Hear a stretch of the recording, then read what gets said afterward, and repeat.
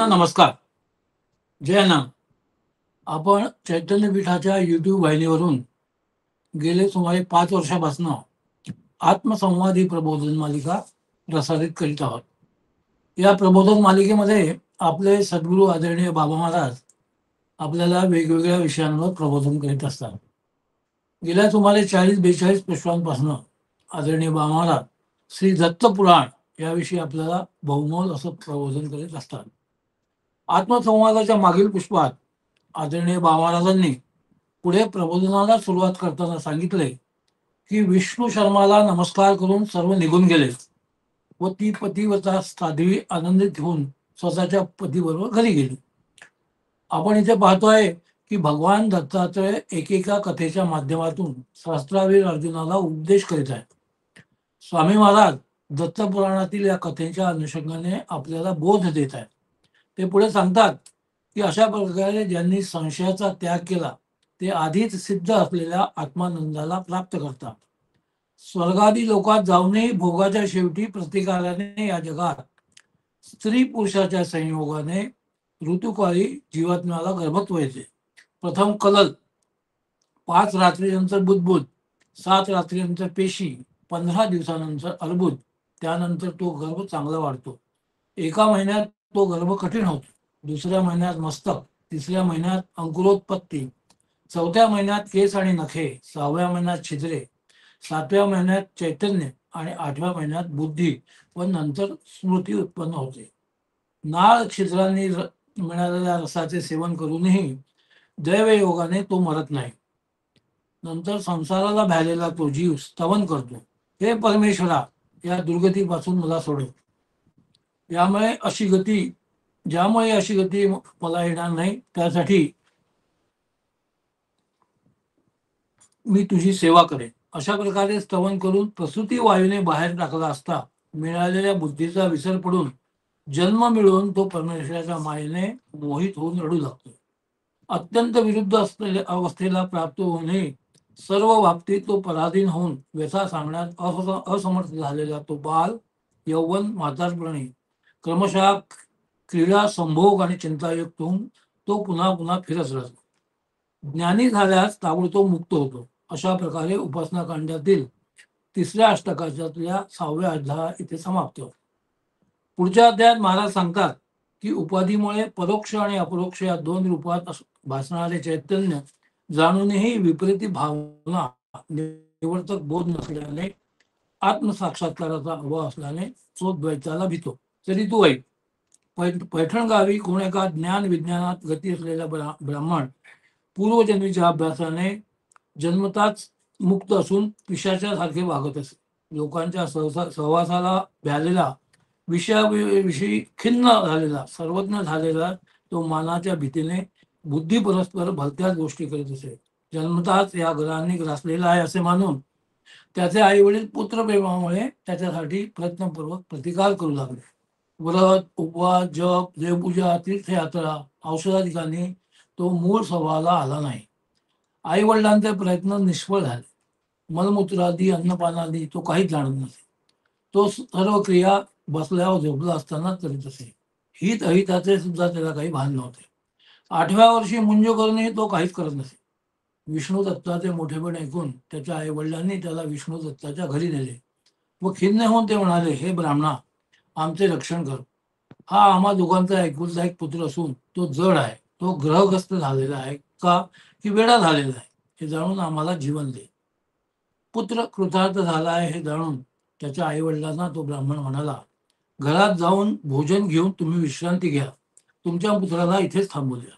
विष्णू दत्त त्या पुत्राला मग म्हणाला, तू कोण, कशासाठी आलायस, तुझे काय काम आहे, तू काय करतोस? स्वतःच्या वडिलांच्या घरी जा, सुखाचा आस्वाद घे. भलत्या गोष्टी सोड. मी तुझ्यासाठी काय करावे ते आता सांग. असे विचारले असता तो म्हणाला, आत्मस्वरूप असलेला माझा संबंध कुठे आहे? तुमचा प्रश्नच बरोबर नाही. त्यामुळे मी काय करतो, कुठे जातो, काय घेतो याला काहीच अर्थ राहत नाही.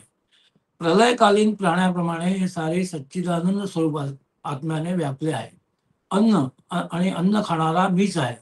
सुखरूप आत्मा असलेल्या मला योग्य असे काय आहे ते ऐकून दत्त भक्त विष्णू भक्ताने त्याला आलिंगन दिले व म्हणाला, तर मग हे विद्वान, या ठिकाणी आचाराने तुझे काय बिघडणार आहे? पुढे त्याच्या अवस्थेचे वर्णन करून तो म्हणाला की जीवमुक्त होऊन सुखाने राहा, लोकांना शिकवण्याच्या दृष्टीने क्रिया कर आणि देहाच्या अभिमानाचा त्याग हीच मुक्ती आहे. पुढच्या काही श्लोकांमध्ये त्यांनी काय करायला पाहिजे हे समजावून सांगून तो म्हणतो की हे जाणकार पुरुषा, तुला मी हे कर ते कर असा निर्बंध घालत नाही. आई वडिलांचे प्रेम पाहून तू काही काळ तसा राहा, त्यामुळे तुला बंध येणार नाही असे निवेदन केला गेलेला तो ठीक आहे असे म्हणून त्याच्या घरी जाऊन उत्तम संस्कारित अन्नाच्या महात्म्याने संघापासून होणारे भय आणि कल्पित गोष्टीचा त्याने त्याग केला. त्या पुत्राला शांत झालेला पाहून त्याचे आई वडील विष्णू दत्ताला नमस्कार करून म्हणाले, हे प्रेमा, ज्याच्यासाठी याच्यासाठी कोणत्या मंत्राची शीघ्र मुक्ती देणाऱ्या कोणत्या औषधाची आपण योजना केली, हे ब्रह्मन आम्हाला तू सांग आणि त्याला कोणते नवजीवन दिले असे म्हणून ते दोघे घरी गेले. विष्णू दत्ताने आदेशिलेला पुत्र सुद्धा न भिता वडिलांच्या घरी आत्म्याशी रममाण होऊन राहिला. सर्व शास्त्रांचे एकमेव तात्पर्य हे आहे की अज्ञ माणसाला पदोपदी भय आहे. केवळ भयच शिल्लक असणारा हा विज्ञानामृत सागर आहे. अद्वैताची जाण असलेलाही ब्राह्मण पुत्र ज्याप्रमाणे केवळ संघाच्या भीतीने आवृत्त झाला, त्याप्रमाणे हा सर्व लोकही खोट्या मोहाने आवृत्त झाला असेल. नेहमी चैतन्य रूप आत्म्याचा अनुभव घेऊनही मी करता विकर्ता दाता आणि सुखदुःखाचा भोगता आहे, असेच मी कोण, हे कोण, हा मोह कुठून, सुख कोठे आहे याचा भ्रमाने विचार करत नित्यमुक्त असूनही बाहेर धावतो, मोहित होतो. गळ्यात नथ घातलेली विसरून ती माझी नष्ट झाली असे म्हणून अज्ञ स्त्री ज्याप्रमाणे शोक करते, त्याप्रमाणे अज्ञ माणूस आत्म्यासाठी शोक करतो. त्यासाठी सर्व शास्त्रे निरनिराळ्या प्रकारांनी ज्ञान देत असतात. क्रमशः केवळ मोहाचा निराश करण्यामध्ये या शास्त्राचे पर्यवसान असते. लहान व मोठी शास्त्रे अणुमात्र सुद्धा भ्रमाला कारणीभूत नाही. हे इंद्रा, स्वतःच्या बुद्धीने विचार करून सांग की हे योग्य आहे की अयोग्य. बृहस्पतीने असे कथन केलेला इंद्र नमस्कार करून म्हणाला, हे आपण योग्य सांगितले. मी विचारल्यामुळे झालेल्या अतिक्रमाची मला क्षमा करा. योग्य शास्त्र तत्व आता मी जाणले आहे. श्री दत्तात्रय म्हणाले, हे राजश्रेष्ठा, हा इंद्रगुरूचा संवाद मी तुला कथन केला आहे. सर्व शास्त्रे अद्वैत ब्रह्म प्रतिपादक आहे. इथपर्यंत आदरणीय महाराजांनी हा अध्याय अतिशय सुंदर पद्धतीने समजावून सांगितला व आपल्या प्रबोधनाला त्यांनी इथे स्वल्प विराम दिला. मी महाराजांना विनंती करतो त्यांनी आजच्या प्रबोधनाला सुरुवात करा. नमस्कार.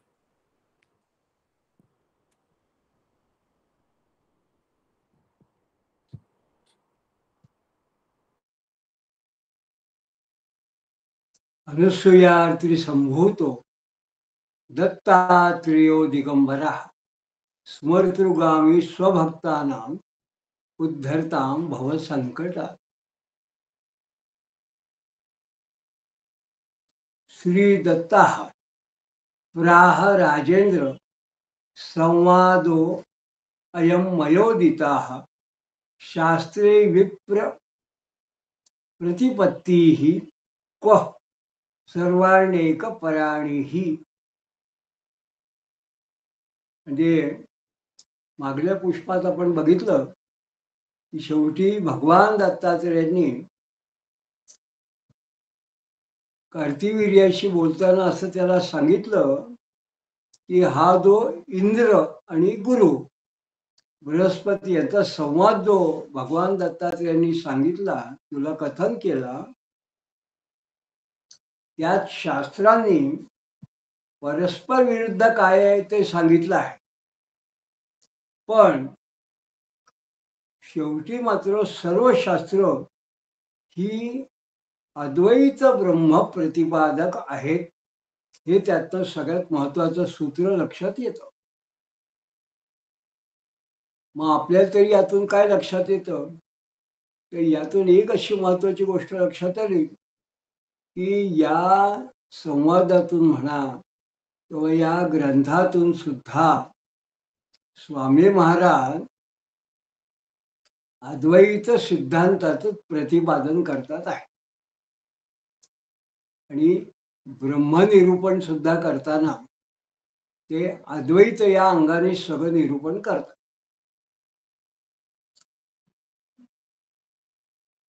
आणि याच्यावर मग वेदांताचे सूत्र सांगत असताना पुढे महाराज असं म्हणतात, मनोजवा गतिर्यो अम्नी विविधा योग सिद्धया तत्सर्वं नश्वरं विद्धि मोक्षमेकं सनातनम. म्हणजे मनोजवा गतिर्व्योमनी, म्हणजे मनाच्या वेगासारखी आकाशात गती, अत्यंत गती, इन्फिनिट स्पीड, याप्रमाणे निरनिराळ्या विविध योग सिद्धया, याप्रमाणे निरनिराळ्या अणिमादी योग सिद्धी तत्सर्वं नश्वरं विद्धि, त्या सगळ्या नश्वर आहेत असे जाण, विधी म्हणजे जाण, मोक्षम एकम सनातनम, मोक्ष हाच फक्त केवळ शाश्वत आहे.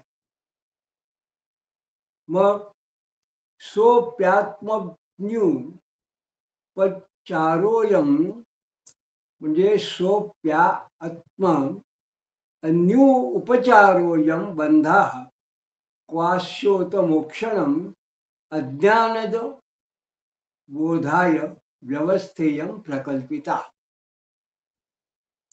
म्हणजे तो मोक्ष सुद्धा आत्म्याच्या ठिकाणी वास्तव बंधाच्या अभावामुळे आहे.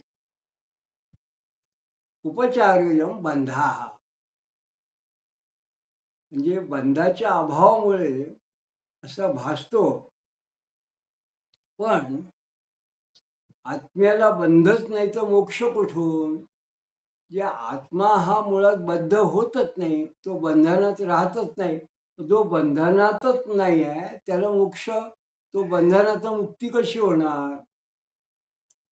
फक्त आपण जे वेदांतात किंवा उपनिषदात किंवा साधारणपणे प्रबोधन करताना बंध आणि मोक्ष अशा पद्धतीच्या ज्या वेगवेगळ्या संकल्पना मांडतो, बंधाय विषय संगी मोक्षे निर्विषम स्मृतम, असं उपनिषद सांगतो.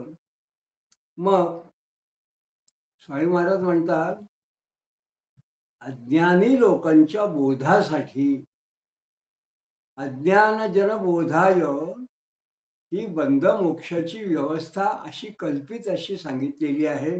व्यवस्थेयम प्रकल्पिता, कल्पित अशी सांगितली आहे. आणि महत्वाचं काय आहे? सत्यम ज्ञानमनंतम यद ब्रह्म अचिंत्यम एकरूपकम भ्रमेण कल्पितम नाम रूपे अत्र सदसत परे. जे ब्रह्म सत्य ज्ञान अनंत अचिंत्यन अरूप आहे, सत्यम ज्ञान अनंतम जद ब्रह्म अचिंत्यम रूपकम अरूप आहे, ते भ्रमानं भ्रमेण कल्पितम, भ्रमानेच कार्यकारण वर्जित असलेला त्याला वेगवेगळ्या नामरूपाने त्याला त्याची कल्पना केली गेली आहे. कसली? तर ब्रह्माची. सत एकम सत विप्रा बहुधा वदंती, हे जे सूत्र आहे त्याचा महाराजांनी या ठिकाणी विस्तार सांगितला. मग महाराज म्हणतात, मोहमात्रो भ्रमो नादिस्तन्नाशाया अत्र वस्तुनी विकल्पितत्वलक्षत्वम सबंधाद्यास्तु कल्पिताः. जे भ्रम हा मोह मात्र असून तो अनादि आहे. मोह मात्र भ्रमो अनादि आणि तन्नाशाय वस्तुनी, त्याच्या नाशासाठी या ठिकाणी विकल्पित तत्व लक्षत्वम, विकल्पित तत्व लक्षत्व आणि संबंधा द्यास्तू, म्हणजे संबंध वगैरे हे सगळं कल्पित आहे. हे सगळ्याची कल्पना केली आहे. बंध मोक्ष वगैरे कशा करता? कारण हा जो कशा करता, तर हा जो अनादि असा भ्रम आहे तो दूर होण्याकरता. जीव ईशस तद्भेदो विद्या चित्तद्यो स्थिस्ति स्वयं षडस्माकं मनादीयं पुरुषां जीवेश कल्पना. म्हणजे जीव ईश, जीव ईश्वर भेद, जीव ईशश्च तद्भेदो, जीव आणि ईश्वर भेद, अविद्या, चित आणि अविद्याची उद्योग, म्हणजे अविद्या चिद्युग, ती इति स्थियम षडस्म अस्माकम नादीयम, या सहा ज्या आहे त्या अनादियम, अनादी आहे. काय? जीव ईश्वर भेद, अविद्या, चित आणि अविद्या हिचा उद्योग, हे जे आहे याला सहा अनादी म्हटलं आहे. म्हणून वृषा जीवेश कल्पना, म्हणून जीव आणि ईश ही सुद्धा एक वेगळी खोटी अशी कल्पनाच आहे. जसं रौप्यम शुक्ताविवम स्थाना विव तस्कर आत्मनी नाल अविद्या कुतो भेद केन योग परात्मना, म्हणजे शुक्तीवर रजत किंवा खांबावर चोर, तसंच आत्म्याच्या ठिकाणी अविद्यात नसेल तर भेद प्रसंग कुठून? म्हणजे शुक्तावरती शक्तीवर रजत, चांदीचा मुलामा, खांबावरती चोर आहे असा भास, तसंच आत्म्याच्या ठिकाणी जर अविद्यात नसेल तर भेद कुसून? असे असतानाही भेदादी योगाची कल्पना केली तर केन योग परात्मन, तर परमात्म्याचा मग कोणाशी योग कल्पिला आहे? मग खांब आणि चोर अशी कल्पना केली, किंवा एखाद्या धातूवरती चांदीचा मुलामा दिला, तसा आत्म्याच्या ठिकाणी अविद्या असं या ठिकाणी केली आहे. तर मग जो मूळ परमात्मा आहे त्याच्या ठिकाणी कोणची कल्पना आहे? मग मिथ्या भ्रमोप्यनर्थाय यतो भेदो विमोहवाह योगादिष्टस्तु विनाशाय नैवायम वस्तुसिद्धये. तर मिथ्या भ्रम सुद्धा अनर्थाला कारण आहे, भेद अद्वैत विमोह निर्माण करणारे आहे, त्याचा नाश करण्यासाठी योगादी आहेत. म्हणून या योगाची जी कल्पना केली गेली आहे, ती जी कल्पना आहे ती कशा करता? तर परमात्म्याच्या या निमित्ताने ज्ञान व्हावं याच्याकरता आहे. एखाद्या वस्तूच्या सिद्धीसाठी या योगाचा उपयोग नाही. या आत्मबोधाकरता जो सांगितला आहे, कारण वस्तू प्रकाशम नो न क्वाप्यन्य अदपेक्षते भ्रमया मात्रांतरे तत्र विकल्पो नैव वस्तुनी. जी आत्मवस्तू ही स्वप्रकाश कालत्रय बाधातीत आहे. वस्तू स्वप्रकाशम नो न क्वा अपि अन्यद अपेक्षते, ही कालत्रय अबाधित अशी बाधातीत आहे.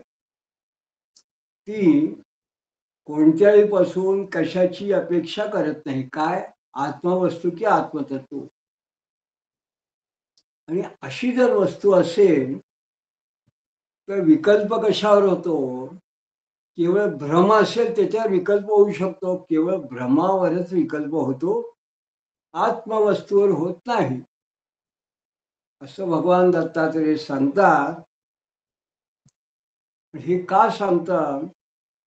ते असं म्हणतात, द्वैतम मास्त अत्र नासित प्राण न भविष्यत्यनर्थकम अपि भातम वृषेवेंद्रम ऐन्द्रजालम तन्मनोमयम. जे अनर्थक द्वैत, अनर्थक असं जे द्वैत आहे ते भ्रम निर्माण करणारे म्हणून अनर्थक शब्द म्हटला आहे. हे नाही आणि पूर्वी सुद्धा नव्हतं. नास्ति प्रांग न भविष्यात, त्यांना अनर्थकम, पूर्वी नव्हते आणि भविष्य काळातील नसणारे काय? द्वैत. तरी सुद्धा हे द्वैत जे आहे हे मृषेवे ऐंद्रजालवत्तन मनोमयम. पण ते इंद्रजाल म्हणजे एखादा जादूगार जसा काही इंद्रजाल करतो त्याप्रमाणे मनोमय आणि खोटं असून सुद्धा ते भासतं. म्हणजे संक्षिप्तपणे द्वैत आणि अद्वैत याचं महाराज वर्णन करताना जेव्हा सांगतात की ते अद्वैत प्रतिपादन करताना जे द्वैत आहे हे खरं म्हणजे प्रत्यक्ष नाहीच आहे. कुठेही द्वैत आधी सुद्धा नव्हतं, नंतरही नसणार आहे, भविष्यातही नसणार आहे. पण एखादा जादूगार जसा मायावी असा इंद्रजाल निर्माण करतो तसं ते मायेमुळे द्वैत हे भासतं असं ते म्हणतात.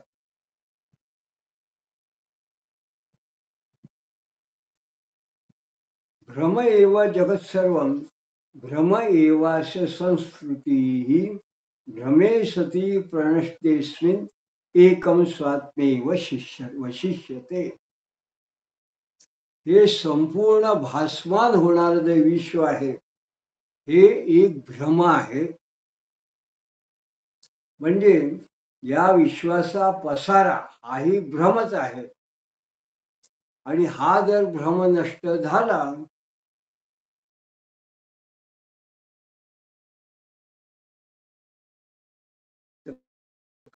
भ्रमे सती प्रणष्टेस्मिन् एक स्वा आत्मैव वशिष्यते. फक्त आत्माच राहतो, बाकी संपूर्ण जगत हे भ्रमरूप आहे. त्यामुळे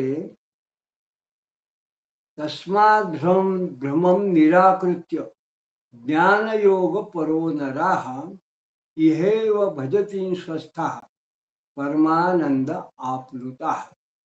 त्यामुळे भ्रमाचं निराकरण करून ज्ञानयोगपर असलेला मानव याच ठिकाणी स्वस्थ होऊन परमानंदात रमून जातो. इहेव भजती स्वस्थाः परमानंद आप्लुताः किंवा तस्मात् भ्रमं निराकृत्य. म्हणजे भ्रमाचं निराकरण झालं नंतर इति श्रुत्वा गुरुर्वाक्यम अर्जुनो नष्ट संशयाः स्थैर्याय प्राप्त बोधस्य पर्यपृच्छत्र प्रदीश्वरम. म्हणजे असं गुरूंचं म्हणजे भगवान दत्तात्रेयचं वाक्य ऐकून हा जो अर्जुन आहे इति श्रुत्वा गुरुर्वाक्यम अर्जुनो नष्ट संशय. हा जो अर्जुन म्हणजे सहस्त्रार्जुन आहे ज्याचा संशय नष्ट झाला आणि त्याला एक प्रकारे भगवान दत्तात्रेय जे ज्ञान सांगितलं ते ज्ञान प्राप्त झाल्यानंतर मग तो स्वतःच्या स्थैर्यासाठी स्थैर्याय प्राप्त बोधस्य. आपल्याला बोध झालाय त्यामुळे आपला हा जो बोध आहे यामुळे आपल्याला स्थैर्य असावं, हे कायम आपल्याला बोध असावं म्हणून तो पुन्हा दत्तात्रेयाला विचारता झाला. पृच्छत हृदीश्वरम. भगवान दत्तात्रेयाला पुन्हा विचारतो आहे. या ठिकाणी आपल्याला भगवद्गीतेची आठवणी येईल.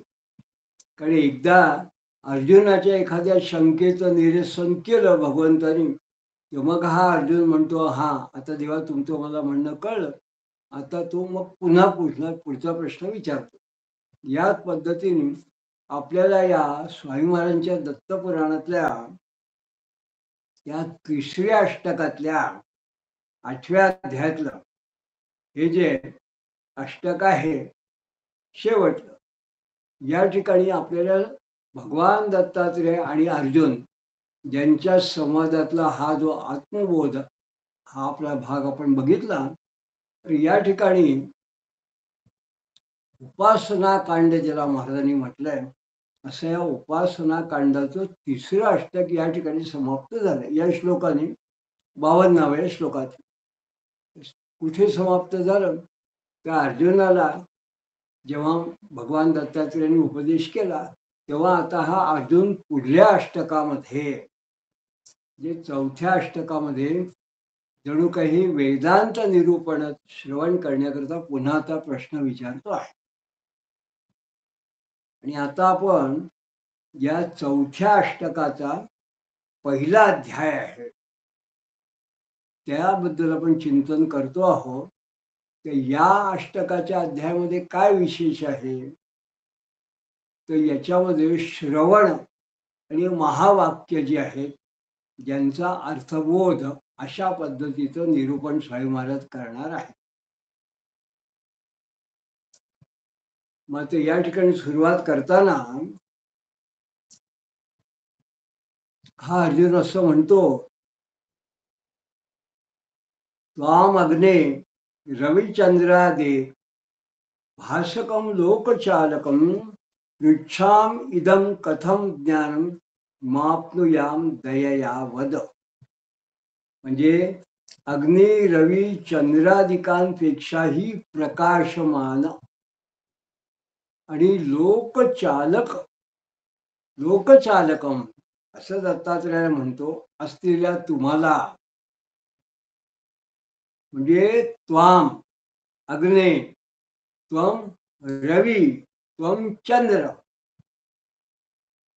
देक भासकम, या सगळ्यांसारखंच किंवा यांच्यापेक्षाही प्रकाशमान आणि लोकचालक अशा पद्धतीचं तुमचं स्वरूप असताना तुम्हाला पृच्छामी इदम, मी तुम्हाला असं विचारतो की कथम ज्ञानमाप्नुयाम दयया वद, की मी ज्ञान कसं मिळवीन ते कृपा करून मला सांगा. इति पृष्ठो अर्जुनेनाह श्रीदत्त शृणु भूपते यदेकं परमं ब्रह्म नित्यमुक्त विनिक्रयम्. तस्वशक्ती समाविष्ट मीशमाहुर्मनीषिणी स विष्णु स शिवो ब्रह्मा सु अग्निरिंद्र स्वरांगो हरि धाता काल क्रिया करता जीवन मृत्युरामया नारायणो ऋषिकेशो भूतम भव्यम भवत्यस. जेव्हा अर्जुनाने असं विचारलं की हे मी ज्ञान कसं मी, तेव्हा भगवान जणू काही स्वतःचं एक प्रकारे विराट स्वरूप प्रगट करतात. या ठिकाणी ते सांगतात, भगवान दत्तात्रय म्हणतात, राजा ऐक, जे नित्य मुक्त अविक्रिय परब्रह्म आहे ते स्वतःच्या शक्तीमध्ये समाविष्ट झाल्याने त्याला विद्वान लोक ईश असं म्हणतात. ईश. आता आपण असं म्हटलं की भगवान दत्तात्रय का, तर याच्या आधीच्या श्लोकामध्ये महाराजांनी दत्तात्रयाला त्रिदीश्वरम असं म्हटलं. म्हणजे त्रिदीश्वर म्हणजे ईश शब्द त्यांच्या ठिकाणी सुद्धा लागला आहे. म्हणून या ठिकाणी आपण म्हटलं की जणू काही भगवान दत्तात्रय स्वतःचं स्वरूप या निमित्ताने प्रगट करतात. ते स्वतः म्हणतात की हे जे सत्यम मदनंतम ब्रह्मम वगैरे हे जे काही आहे त्याला विद्वान लोक ईश म्हणतात. तो जो ईश्वर आहे तो विष्णू, तो शंकर, तो ब्रह्मा, तो अग्नी, तो इंद्र, तो स्वराट, तो हरी, तो धाता काल क्रिया कर्ता जीवन मृत्यू नारायण ऋषिकेश भूत भविष्य वर्तमान सर्व काही तोच आहे. तोच आहे, एकच ईश्वर. तो एकच ईश्वर आहे. तो विविध स्वरूपामध्ये आपल्याला या पद्धतीने दिसतो. आपण अथर्वशीर्ष म्हणतो तेव्हा आपण त्वम ब्रह्मा त्वम विष्णुस्तम इंद्रस्तम अग्निस्तम वायुस्त सूर्य चंद्रमा त्वम ब्रह्म भूर्भुवस्वर ओम म्हणतो. गणपती या ठिकाणी एक देवता म्हणून तूच सगळं काही आहे असं म्हणतो. गुरुला सुद्धा आपण म्हणतो ना, गुरु ब्रह्मा गुरु विष्णू गुरुर्देव महेश्वरा गुरु साक्षात परम तत्व तस्मै श्री गुरुवे नमः असं गुरु नमस्कार म्हणतो. गुरु अग्नि गुरु वायु गुरुश्च सूर्यश्चंद्रश्च दीप्तिवान गुरुरापो वह्निरूपम तस्मै श्री गुरुवे नमः. हे सगळं जणू काही गुरुच आहे. असं गुरुगीतेत सांगतात. या ठिकाणी दत्तपुराणात भगवान दत्तात्रय असं सांगतात की हा जो ईश आहे, ईश्वर आहे, तो विष्णू, शंकर, ब्रह्मा, अग्नी, इंद्र, स्वराट, हरी, दाता, काल, क्रिया करता, जीवन, मृत्यू, नारायण, ऋषिकेश, भूत, भविष्य, वर्तमान तोच आहे. तर हे सगळं महाराजांनी कुठून सांगितलं? हे सगळं वेदांतातलं श्रुती वाक्य महाराजांनी या ठिकाणी उद्धृत केलेले आहे. पुढे महाराज म्हणतात, वस्तू मात्रात्र विदम सर्व महेमेशा अस्मि सर्वदृक अहमेव परम ध्येयम मिथ्या भ्रम निवृत्तये. जे वस्तू मात्र असलेले हे सर्व जे आहे, हे जे दिसतं सर्व हक, हे सर्व जे आहे ते सर्व सर्वम मे वेशाम अस्मी सर्वदृक दिसणार तो मीच आहे, अस्मी मीच आहे,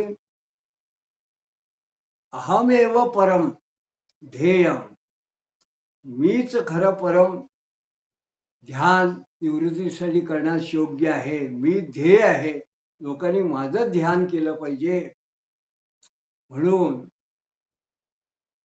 मीच परब्रह्म आहे. कशा करता?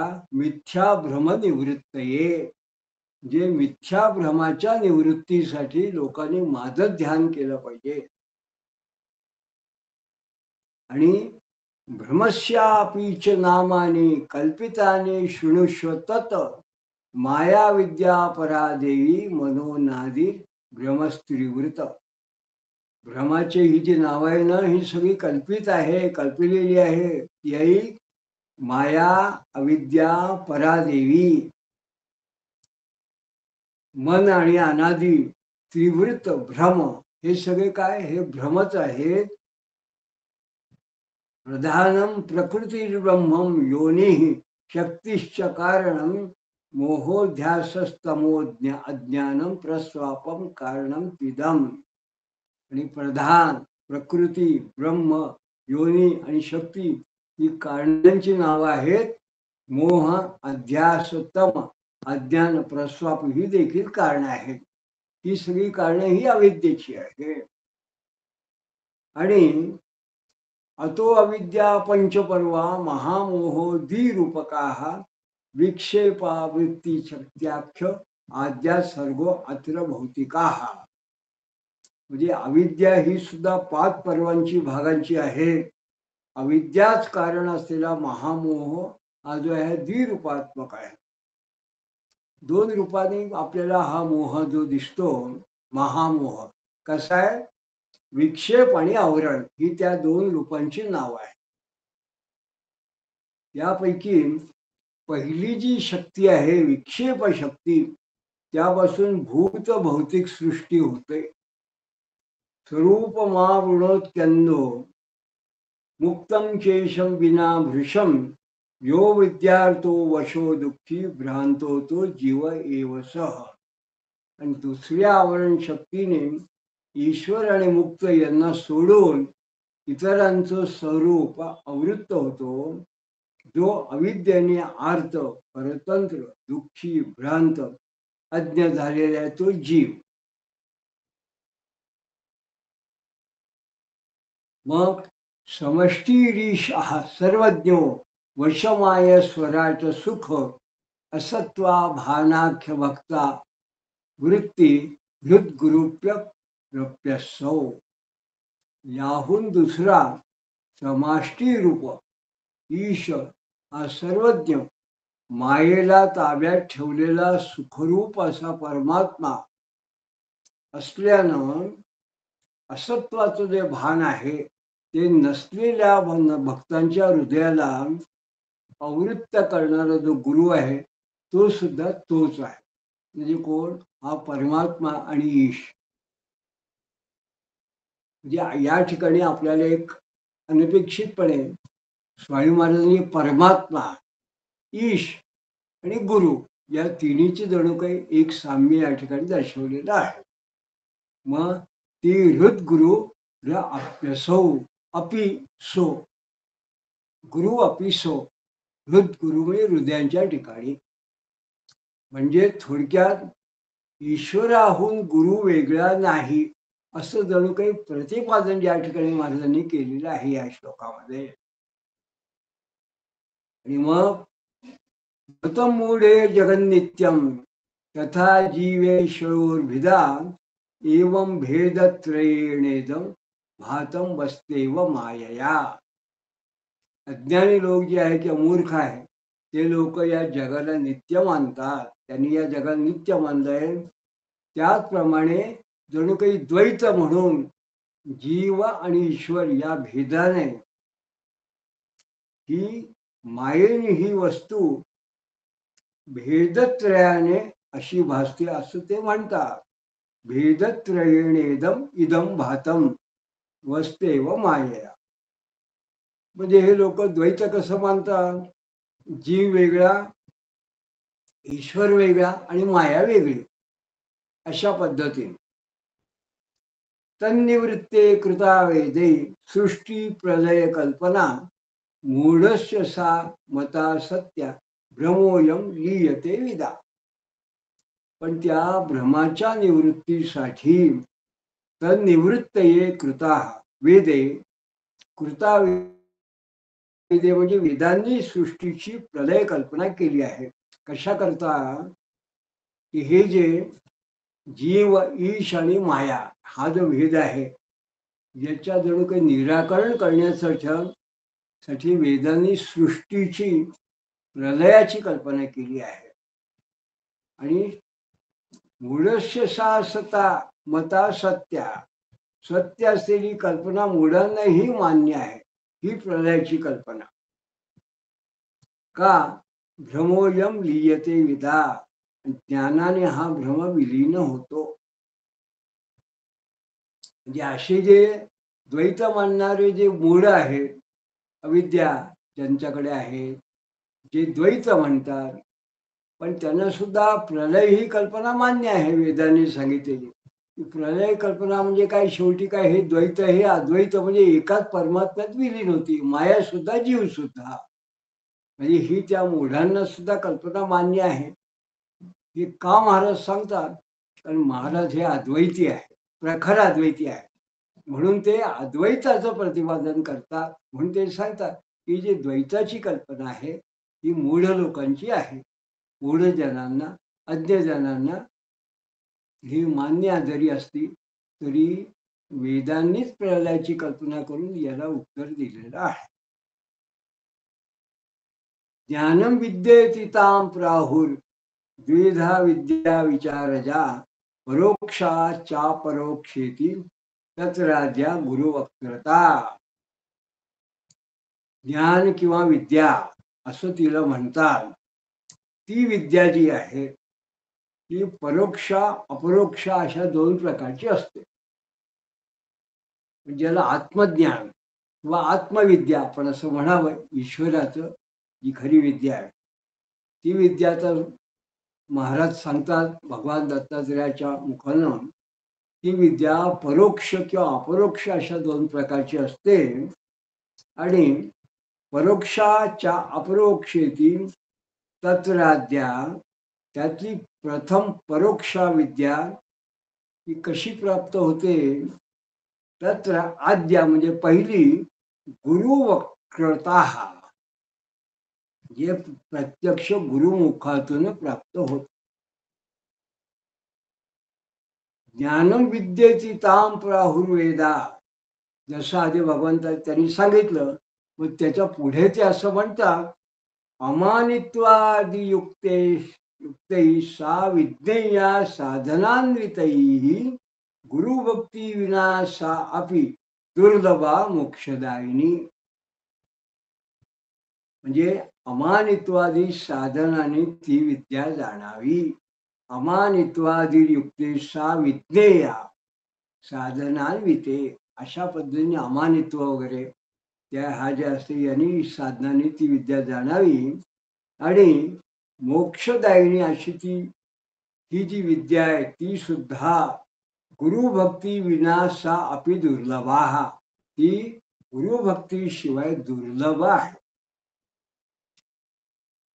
आणि मग या ठिकाणी महाराज प्रसिद्ध असा गुरुचरित्रामध्ये जो उद्धृत केला गेलेला आहे श्लोक आहे, तो मूळ श्वेतर उपनिषदामधला आहे. तो श्लोक जणू जसा का तसा या ठिकाणी उद्धृत करतात आणि ते असं म्हणतात, यस्य देवे पराभक्ती यथा देवे तथा गुरो तस्य ते कथिता ह्यर्था प्रकाशन्ते महात्मनाः. म्हणजे ज्याची देवावर परमभक्ती आहे आणि जशी देवावर तशी गुरुवर परमभक्ती आहे, त्या महात्म्यालाच, त्या भक्ताला, त्या साधकाला कथन केलेले हे अर्थ, हे जे काही आहे महाराज सांगतात ते प्रबोधन, हे प्रकाशित होतात, त्यालाच हे खऱ्या अर्थाने ज्ञान प्राप्त होतं. हे का असं म्हणतात, तर पुढे महाराज असं म्हणतात की शास्त्रज्ञान झालं असताना गुरुची आवश्यकता काय आहे. जर शास्त्रज्ञान झालं तर, म्हणून हे महाराजांनी जणू काही वचन सांगितलंय की शास्त्रात जर ग्रंथात वाचून जर का असं होत असेल तर गुरुची आवश्यकता कशा करतात. म्हणून हे प्रमाण आहे की ज्याची खऱ्या अर्थाने गुरुवर ईश्वरासारखी श्रद्धा असेल त्यालाच हे खऱ्या अर्थाने ज्ञान प्राप्त होत. गुरुव अनुग्रह मात्रेण विचार सुलभो नृणाम विचारेण परम तत्व स्वयमेव प्रकाशते. याचं उत्तर जणू काही महाराज सांगतात या आधीच्या श्लोकाचं, गुरुचा अनुग्रह होताच मानवांचा विचार सुलभ होतो. गुरु अनुग्रह मात्रेण विचार सुलभो निर्णाम, माणसांचा विचार सुलभ होतो. म्हणजे माणसांची विचार करण्याची जी पद्धत असते प्रकृती, ती सुलभ होते. व्यवस्थितपणे तो माणूस या वेदांत तत्वज्ञानाचा विचार करू लागतो. जेव्हा खऱ्या अर्थाने गुरुचा अनुग्रह होतो. आणि एवढंच नाही, विचारेण परम तत्वम, अशा त्या परमतत्वाचा विचार जो आहे स्वयमेव प्रकाशते, जणू काही त्याच्या ठिकाणी हे जे ज्ञान आहे आत्म्याने, हे जणू काही स्वतःहूनच त्या ठिकाणी प्रकट होतं. म्हणून ही जी महाराजांनी युक्ती सांगितली आहे की गुरु उपासना करावी, गुरुदर्शित मार्गेण, अशा पद्धतीने आत्मज्ञान प्राप्त करायचं. तर हे का, तर त्याच्या ठिकाणी मग विशिष्ट पद्धतीने ज्ञान उत्पद्यते स्वयं, असं या ठिकाणी सूत्र सांगितलं आहे. राजन स्वया अखिलम कर्म योग यागादिकम मयी समर्पितम ततो यमते विचारो अद्य समुत्थिता. आणि मग जणू काही एक प्रकारे आपल्या शिष्याची म्हणजे सहस्त्रार्जुनाची भलावण करण्यासाठी, म्हणून भगवान दत्तात्रेय म्हणतात, राजन त्वया अखिलम कर्म योग यागादिकम मयी, हे राजा, योग यागादिक सर्व कर्म तू जे काही करतो ते मला अर्पण केलं, मयी समर्पितम, मला समर्पण केलं, ततोयम, ते विचारोद्य समुत्थित, म्हणून त्यामुळेच हा विचार आज तुझ्या ठिकाणी उत्पन्न झाला आहे. म्हणून हे ज्ञानाच्या प्राप्तीकरता तू आता उद्युक्त झाला आहे. म्हणजे या ठिकाणी महाराजांना काय सांगायचं आहे, तर भगवंताच्या ठिकाणी, ईश्वराच्या ठिकाणी जेव्हा सर्व कर्म समर्पण केलं, मग खऱ्या अर्थाने भगवत प्रीती उत्पन्न होते. आणि मग त्या ठिकाणी वेदांत तत्वज्ञान, आपण ज्ञानमुक्त प्राप्त कसं करावं, या विचारांचा उदय होतो. आणि ही विद्या आहे, या विद्येचा प्रसाद काय, या विद्येचा प्रसाद किंवा फलित म्हणजेच मोक्ष, लक्षणात्मक शांती, आत्मिक शांती, हे त्यातून प्राप्त होतो. म्हणून महाराज या ठिकाणी एक सहज एक सूत्र असं सांगतात वैराग्यम परमं जातम भ्रममोह मलापहम अतो विद्या प्रसादस्ते भविष्यति अचिरेणही. म्हणून एक प्रकारे जणू की भ्रम, मोह आणि मल दूर करणारे वैराग्य तुला आलं आहे. म्हणून आता हे वैराग्य तुला आल्यामुळे तुला जो काही विद्येचा प्रसादाची तुझी अपेक्षा आहे, ज्ञानप्राप्तीची अपेक्षा आहे, ती तुला लवकर होईल. आणि मग महाराज सांगतात, विद्या देयाम परोक्षेयम वेदांत श्रवणात्मिका उपक्रमादि लिंगे यत तात्पर्यार्थव धारणम. म्हणजे आता ही जी वेदांत श्रवण रूप परोक्ष विद्या जी आहे, ही जाणण्यास तू योग्य आहे. आता हे जे आहे ही लक्षण, ही उपक्रमादी 6 लक्षणांनी हे जे या विद्याचं तात्पर्य आहे ते तू अवधारण करावं. आणि आता ही विद्या कशी ग्रहण करायची याचा निश्चय कर. अशा पद्धतीने भगवान दत्तात्रय हे अर्जुनाला उपदेश करतात. तेव्हा आता ही षडलिंगार्थ पद्धतीने वेदांत भगवान दत्तात्रय अर्जुनाला किंवा स्वामी महाराज या निमित्ताने या पुराणातल्या या 4थ्या अष्टकातल्या पहिल्या अध्यायात कुठल्या पद्धतीने आपल्याला प्रबोधन करतात आहे. ही जी विद्या आहे ज्ञान, हे आता आपण पुढे पाहणार आहोत. पण आजच्या या चिंतनात आपल्याला असं लक्षात येतं की ईश्वर, परमात्मा आणि सद्गुरू या सगळ्यांना जणू काही एकाच भूमिकेवरती स्वामी वर्णन केलं आहे. आणि कुठलेही कार्य करताना तत्सत ब्रह्मार्पणमस्तु आपण जेव्हा असं म्हणतो, किंवा जे काही आपण कर्म करतो ते जर का भगवंताला आपण अर्पण केलं, यद्यत कर्म करोमि तद्यखिलम, आपण जेव्हा असं म्हणतो, जे सगळं पूर्ण हे शंकराचार्य शंभो तवाराधनम, हे भगवान देव शंकरा तुझी उपासनाच आहे, आराधना आहे, असं पुढे त्यांनी म्हटलं. पण आपण एवढं म्हणायचं की आपण जे काही कर्म करतो तत्सर्वम समर्पणम, तत्समर्पणम, ते सर्व तुला समर्पण असो.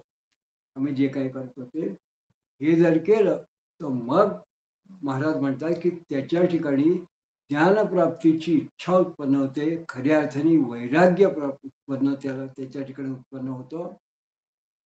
आणि विशेष म्हणजे ज्ञान उत्पद्यते स्वयं, त्याच्या ठिकाणी हे ज्ञान जणू काही स्वतःच उत्पन्न होत. अशा प्रकारे महाराजांनी उत्तम पद्धतीने आता हा वेदांत प्रबोधनाचा आपल्या प्रिय शिष्याला इथे प्रारंभ केला आहे. किंवा आता महाराज पुढे आपल्याला काय सांगतात ते आपण पुढल्या पुष्पात बघणार आहोत. तोपर्यंत अवधूत चिंतन श्री गुरुदेव.